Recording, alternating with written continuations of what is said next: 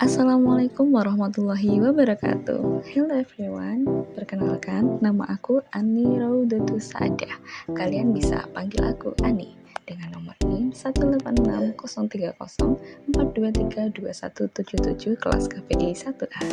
Pada video kali ini adalah sebuah prasyarat untuk memenuhi ujian tengah semester mata kuliah dasar ilmu komunikasi yang diampu oleh dosen Ibu Ajeng F. Farma, SIKOM, MA.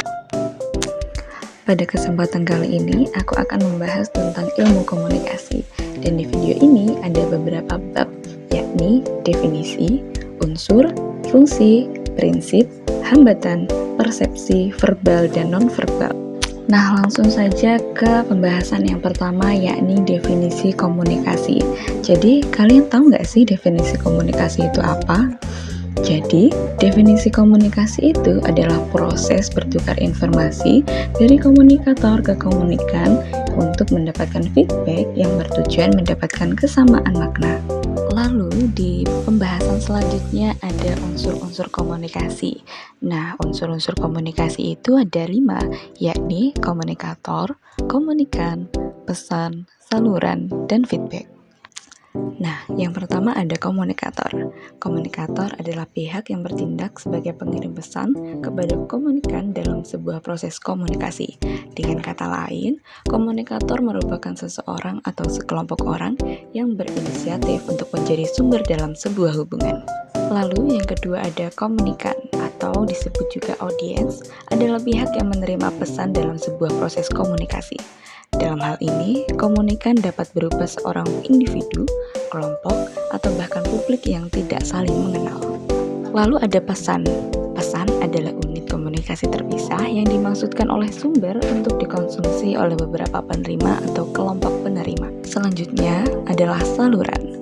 Saluran komunikasi merupakan alat yang digunakan untuk memberikan pesan dari komunikator kepada komunikan sebagai penerima informasi. Saluran komunikasi juga sering disebut sebagai media untuk memindahkan, menyampaikan, dan mengirim pesan dari sumber ke penerima. Dan yang terakhir adalah feedback. Feedback dalam komunikasi adalah bentuk respon, tanggapan, atau jawaban atas pesan yang dikirimkan komunikator kepada komunikan. Nah, bab selanjutnya yakni fungsi komunikasi. Fungsi komunikasi sendiri terbagi menjadi 4, yakni fungsi sosial, komunikasi ritual, instrumental, dan fungsi ekspresif. Jadi, yang pertama adalah fungsi komunikasi sosial, yakni fungsi komunikasi sebagai komunikasi sosial setidaknya mengisyaratkan bahwa komunikasi penting untuk membangun konsep diri kita, aktualisasi diri, untuk kelangsungan hidup, untuk memperoleh kebahagiaan, terhindar dari tekanan dan ketegangan, antara lain lewat komunikasi yang menghibur dan memupuk hubungan dengan orang lain. Fungsi selanjutnya adalah komunikasi ritual.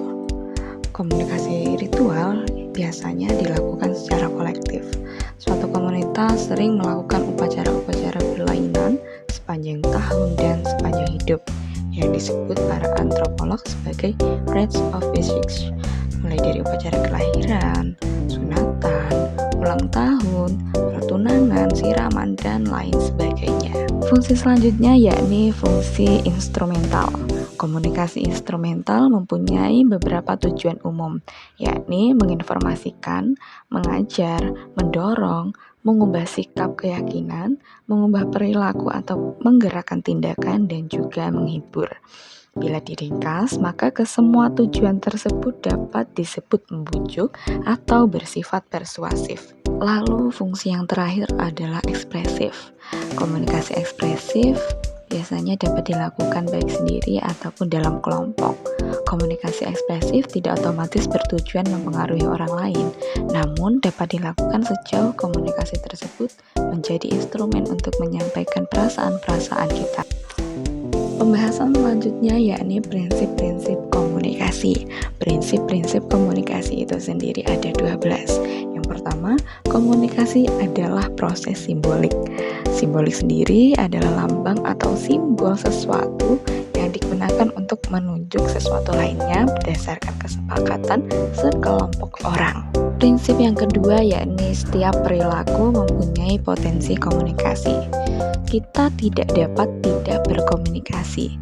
Tidak berarti bahwa semua perilaku adalah komunikasi. Alih-alih komunikasi terjadi bila seseorang memberi makna pada perilaku orang lain atau perilakunya sendiri. Lalu prinsip selanjutnya yakni komunikasi punya dimensi isi dan dimensi hubungan. Dimensi isi disandi secara verbal, sementara dimensi hubungan disandi secara nonverbal. Dimensi isi menunjukkan muatan komunikasi, yaitu apa yang dikatakan, sedangkan dimensi hubungan menunjukkan bagaimana cara mengatakannya. Prinsip yang keempat adalah komunikasi berlangsung dalam berbagai tingkat kesengajaan. Dari komunikasi yang tidak disengaja sama sekali hingga komunikasi yang benar-benar direncanakan dan disadari. Kesengajaan bukanlah syarat untuk terjadinya komunikasi, meskipun kita sama sekali tidak bermaksud menyampaikan pesan kepada orang lain, perilaku kita potensial ditafsirkan orang lain. Lalu prinsip yang kelima yakni komunikasi terjadi dalam konteks ruang dan waktu. Makna pesan juga bergantung pada konteks fisik, ruang, waktu, sosial, dan psikologis. Prinsip selanjutnya yakni komunikasi melibatkan prediksi peserta komunikasi.